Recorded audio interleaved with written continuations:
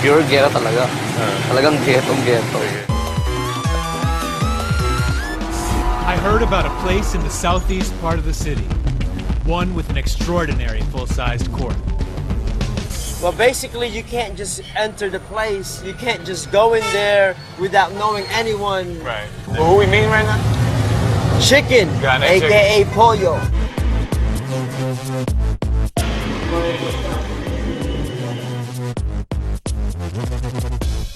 Possible talagang street na ghetto talaga yung lugar.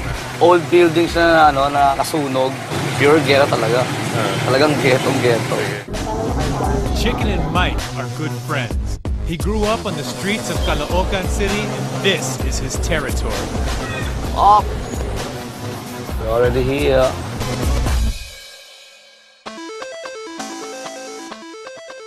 I must say that I feel a little nervous.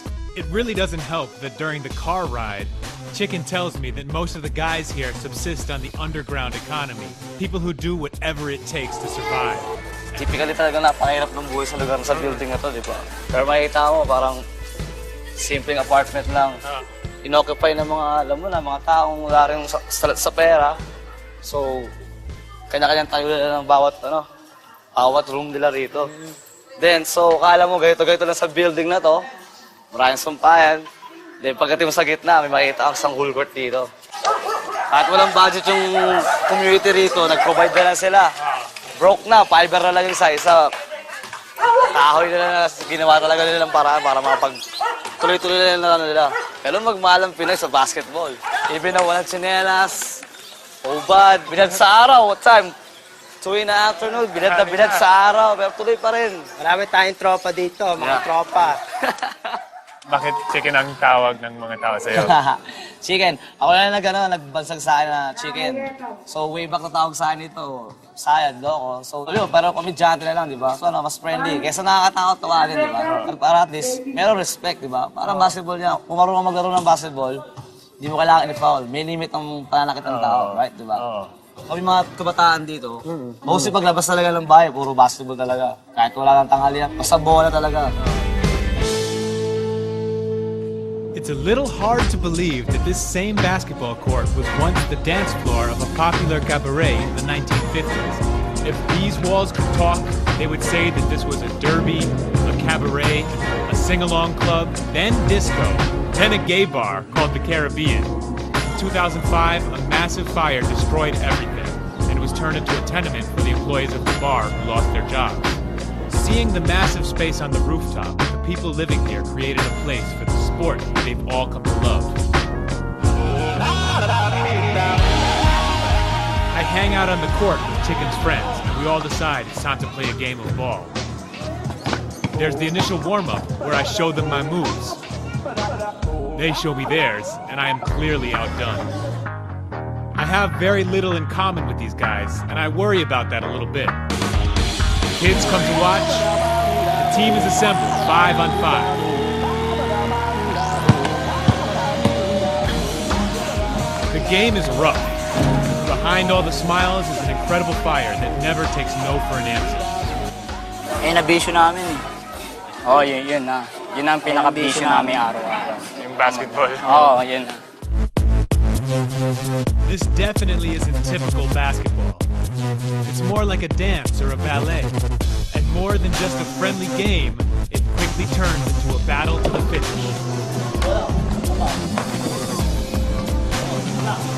To put it lightly, they're killing us on the court. These guys are tough. We have to step it up if we're going to get anywhere near winning this game. Mike starts showing his moves, and so does Chicken. So I give it all I've got. Clearly, I'm performing.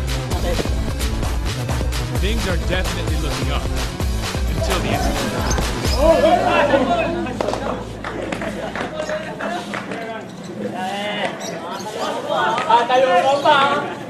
Yep, I gave him a bloody nose. Danuno was on the opposite team, and I hit him hard. Really hard.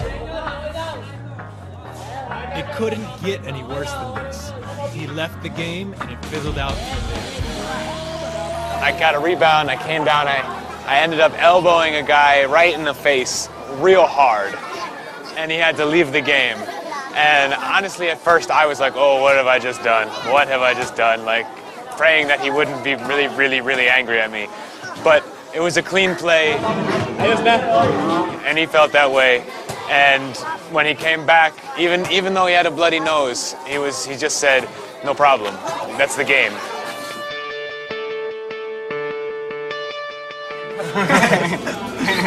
Kahit na delikado ang laro. These are the guys who repurposed this dance floor into a basketball court. How and why did they do it? Paano nyo pinaakyat ang court? Dito pa namin nakait yan.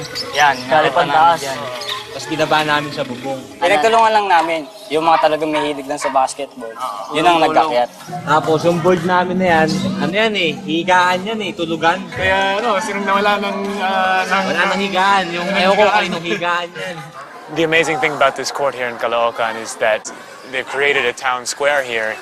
Even though we're just in an old abandoned building, they may not have the church here or the municipal hall, but this is still the place where everyone hangs out and you see all the little ways people have of making a living. Hindi, kaya namin ginawa yun, kahit may hirapan kami kasi yung lugar namin kasi pagka walang nililibangan yung mga bata, nagbibisyo eh. Kanya-kanya silang pesto, solvent, marijuana. Kahit kapitbahay, tinatalo na eh. Nanakawan na nila eh. The guys who put these courts here said before, this open plaza was just filled with garbage. People would drink all day and they would sort of fall prey to the vices that one naturally falls prey to if you're living in a place without many options. Here, basketball is at least one option. It's not the savior, but it's something that gives people something to do. Kung walang court dito, ano? Ay, walang buhay dito. Walang buhay dito pag walang court.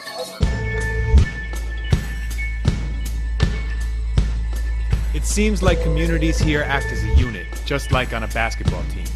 If you're not part of the privileged few, you need to work together to put the ball in the basket.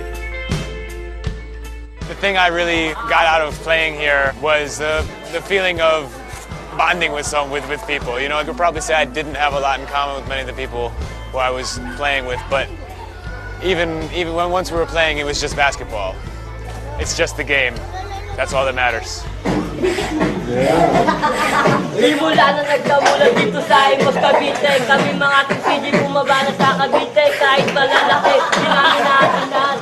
Pagkatabi, gagawin sa palabas. April, tulala, delikado na kayo. Pag-isili tinalo, uubusin namin ang pati-pati pamilya nyo.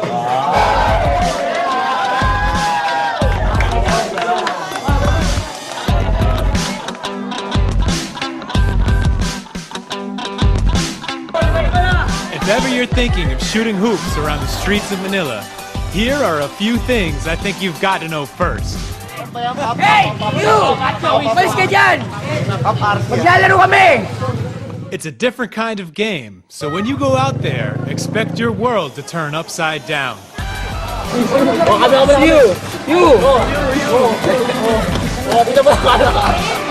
Ayan, Mike, diba?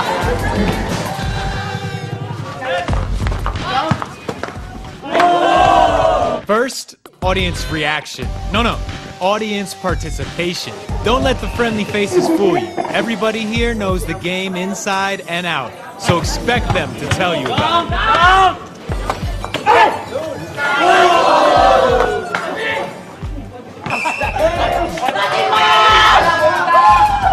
When you do something good,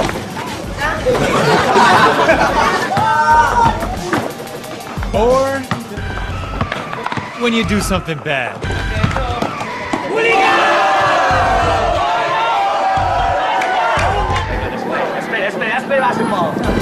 Second, courts come in all shapes and sizes. This one happens to have wheels.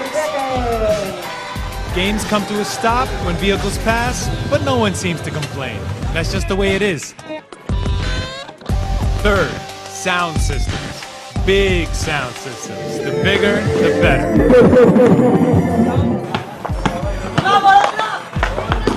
Fourth, footwear is not required. This guy's a mean player, and he does it all barefoot.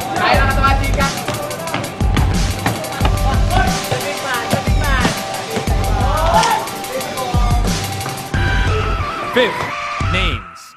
Where else in the world could you find a team called Papa Q? 10 seconds. 20 nga eh. Yun ako.